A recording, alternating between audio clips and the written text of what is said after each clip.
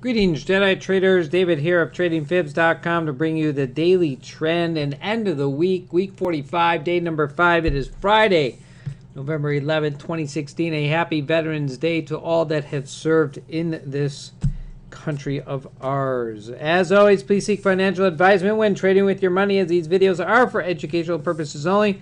To support your knowledge in the market, see what's going through my head on any given day. Always make sure you have a solid trading plan and always manage your stop when placing a trade. And so Veterans Day it was. Volume not too bad across the board. Banks were closed, but seemed to get in some solid setups with a lot of mixed pockets of chop, but a couple of pockets of trend gave us a couple of settings. But again, a lot of setups, excuse me. But a lot of indecision still remaining in the market, as we'll take a look at the big picture on the 4-hour charts and the daily charts as to where we are technically situated at this point into week 45 as we roll into next week. So we have a big pick struggle here as the bonds have been selling off, the dollar getting a lift, gold down, crude down, and stock market on the rise. All right, let's take a look at some of the highlighted charts today on the T3 trading strategy, which is finding setups above or below the Heikin Ashi cloud, the HA cloud, the 5144 on the bars to the upside. So looking for pockets of opportunity. You can see here on the NQ, very choppy mid-session morning as the European close came to a finish. A little bit longer sweeping moves, but not much out of the cloud. We were in between the 25-minute open range, and you're in between the Globex high and low, so you change your trade management strategy. You either go in and out, you either attempt to take one and take a runner, a little bit more challenging, or you simply, if you're really range bound on the crossover, the T310, you take the entry on the setup, manage it with a stop at the swing size, and until it crosses back over to the other moving average on the way back up. So an example would be here, you enter on the short here, stop up above at the swing size. Price action does pull back, but you're okay. Stop up here. You might have been stopped out if you already came back on your stop after you had a first contract up, but either way, you might have gotten back in, you write it down, and then price action crosses over the T310 moving average, you're back up into the uptrend and then crosses back down. So in long sweeping moves like this, after a couple of attempts, you got yourself an inside range trading management, or you simply just wait for the market to push above the T350 and above the 5144 like any other given day. All right, so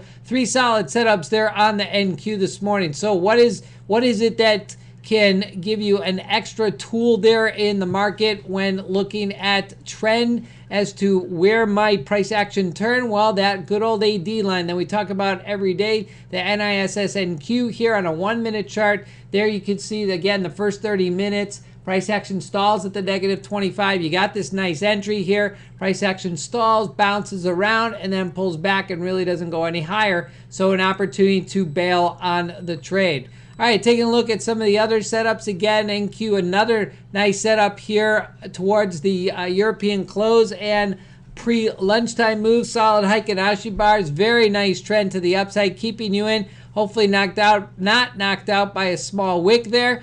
Price action on the HA bars, including the 5144 and the VWAP. You're above all those 3 key, including the T310. And AD line breaks out, that's right, after a Murray math level shows you an oversold signal. I wasn't able to capture that pick for you, but eventually you have a combination of market internals to the upside, and there you go all the way to the pivot, and price action never able to break back upside again. So very nice market internal to keep you in the trend as well. All right, taking a look at the NQ. Again, another prime example. I wanted to show you several here is this price action to the upside. And there you go, price action fighting here at the pivot and never looking back. All right, here we could see, and actually maybe I did grab a picture of that. I apologize, there at the top. It wasn't the bottom, but over at the top. So here you have the combination of the pivot over here at the top, price action turning around. And then you have the Murray Math study with the overbought, or at least close in the zone, and price action pulls back. So another nice market internal in combination. All right, there it is on the NQ. Again, nice long trending move here towards the end. Couple of indecision bars here. Finally gave the market a lift all the way to the 54-hour. Whatever your bias is in the market, leave it to the side. Whether you believe it should be up or down, you got a nice trend up here, 50, and then closes out downside around the 5144 cloud. Taking a look at the ES, price action to the downside in the AM session. Again, very choppy, small pockets of opportunity here with all charts in sync. Again, you might have been caught in some of these. Nothing easy today. Again, higher time frame would have done you better. But here we go. Solid Heikin Ashi bars downside with as many charts in sync was the best opportunity on the ES. And there it is, the ES in the mid session. Another like the NQ, solid body tail up as we had a 3 index pop there. Price action pulls back. Maybe you bailed, maybe you got back in. Either way, you're all above the 5144. You're above the T350. A lot easier to stay in this trend. But then on the pullback, you might have bailed. But either way, high probability of success of price action moving in the direction you were hoping for. All right, here we can see the ES also finding that, taking a look at this move here as price action bounced off the bottom here, and the ES gets a lift there over the oversold area. So if you time these together, you got an AD line that you're looking at. Price action bounces upside, you cross above the 5144, and you got yourself a turnaround on the Renko bars here on the Murray Math charts, and then you got yourself a long setup to the upside. Very nice move on the ES. And there it was, that 3 index pop. We had a couple of these today together inside all that chop, so it was a lot of patience to wait for those. And there was pop number 2 towards the end of the session. And there it was, the GC, really the trend of the session today as price action opened up on the gold this morning. As we mentioned, gold downside, bonds downside, crude downside. A nice sweeping move, a lot sweeter than the indices. So, hey, you wake up, you're watching the market, and you see indices just not rolling for you. Hey, go to another market. Look for something that's trending a lot smoother, a lot easier, and then you don't have to deal with all that chop. That's the way to do it. Don't have to worry about every day always having to find a move, or just simply sit on the side and be patient for your setup. And finally, rolling up here with the YM. Again, the YM not as trending today. Again, a little bit. No, this was actually a 10-7, not even a higher time frame here. Small pockets of opportunity downside on the YM, but really nothing moving on the YM today. It's clearly price action pretty much started out where it finished. All right, let's take a look at the charts here as we take a look at the daily gaps today. Daily gaps, nothing new across the board as we can see price action getting the lift this week after the low on pre-election results. There's the crude. Again, we got crude coming down here. We got a new open gap here at 44.25. So nice draw down. Again, the first open gap downside will be here around 37.90 that we might close out on the crude after a high around 51.17. All right, taking a look at the AD lines. AD lines across the board. Again, when that hesitation comes at any of those significant lines, you can see the YM really not being able to get back anywhere, not be able to break the pivot. The S&P also a little hesitation here at 0 around mid-session. And again, the NQ really not being able to get anything going here above the pivot today. So that's pretty much where we stalled out today, right at that 50 EMA right at the end. All right, let's take a look at the 3 key charts. Let's see how crude did overall today. Again, nice trend downside on all 5 charts to the red. So crude, a nice trending along with gold today. Short setups under the T350 and the that's the dotted line here. You got the VWAP holding underneath, and you got yourself 51.44. No huge gap here, but at least momentum clearly to the downside today. We showed you that picture on gold here. Again, big picture on gold today, still in the downtrend. Big picture for the intraday was downtrend. Big picture overall is still in the downtrend. As we'll take a look at the bigger picture as we wrap things up here. But again, opportunity underneath the T350. Little hesitation here. Not able to break upside. Gives you an opportunity to get back in and finish out the day with one final setup with all 5 charts in the red. How'd the euro do today? We'll take a look at the 6E. There it was. A little bit choppy to the downside after... Let's scroll back here. A little overnight boost here, price action. There's your overnight session, Globex, couple downside forming that Globex low, a little bit of lift pre-market, and then finally the 60 euro coming down. Again, if the 6.3 Flex Renko is not working for you, go ahead to a 10.7 Flex Renko, higher time frame. You'll eliminate a lot of these indecision bars to keep you in the trend a little bit longer. All right, as we head into next week, we've gotten out of these election results. We now know we're on a path. Obviously, the country not settled with that, but we'll see how things roll next week. And as far as the daily big picture, we're headed into not only contract rollover in about a month, but we're also headed into the next Fed decision, which is looming as well.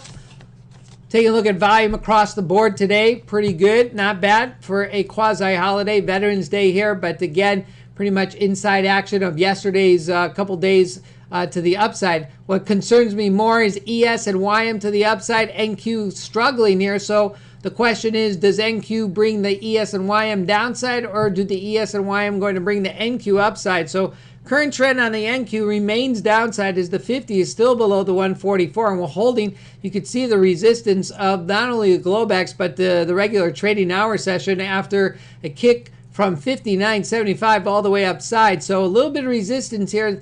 I got to go with the continued downtrend on the NQ. We did close out a major open gap, which also leaves the ES and the YM that we just saw in those daily gap charts. There they are downside. So I like to take care of that business before we actually go higher, but I'm not in control of that. So all I can tell you is downtrend on the NQ, where we got uptrend on the ES and the YM. So a pullback on the ES and the YM would be great. The NQ forming a little bit more downside, continuing the trend, maybe down to 200 SMA. That would be the host. But right now, technical momentum, all I can clearly tell you is we got divergence as the NQ downside and the YM and ES upside. But again, a little bit pulling back in decision bars tells me we're not headed anywhere upside yet until next week if we're able to hold up above the 50 and the 200. So I got to go with the uptrend on the YM with a probability of a pullback at some point, and the ES as well, just crossing over upside on the 51.44. That NQ is going to be the determinant, or otherwise the two charts on the right yet to see. All right, crude, gold, and bonds, all three pictures downside, 50 below 144s. I got to go with a clear downside as crude pulling down below the 200 SMA. Again, crude could be a finicky one. We could turn that on a dime next week, maybe come back, retest the 50, 144. But bigger picture has been downside for some time here, at least from the end of October as we broke through the 50 and the 200. So if you're trading that ETF, that was the sign. Once we got underneath that 50 and 144, a nice move to the downside. As we see on an intraday, we're applying the same strategy here to a 4-hour chart. Take a look at the gold. Gold again now moving back downside. If gold finds some support down here, whether it's on a daily gap or whether it's on any intraday level or fib level, we'll watch for gold to push back up to the 50, 144. Again, we'll see the reverse action. If stocks are to come down, we'll see that gold reverse back up. So got to put it all into play. And then same on bonds. Amazing sell-off in bonds. We got an open gap up here now as bonds came down. So look for the retest to come back up. The current trend, technical momentum to the downside. And to wrap it up here on the EMD Midcap 400, same picture as we have in the ES back to the upside. We'll watch to see if the Midcap 400 is able to pull back to the T350 and the 5144. I got to go with the 6E Euro. 6E Euro, that's right, I apologize. I was saying the bonds here on the right. Sometimes I get that mixed up. All right, 6E Euro downside here, 50 below 144 in reverse as it is in reverse to the U.S. indices, holding below the 5,200. Right now, current momentum to the downside as well as the yen. Still holding on near the 200. Eventually, price action will come back up. Sitting inside this gap, 5,200, until we get some certainty in this market. We'll probably come up and close that out as well.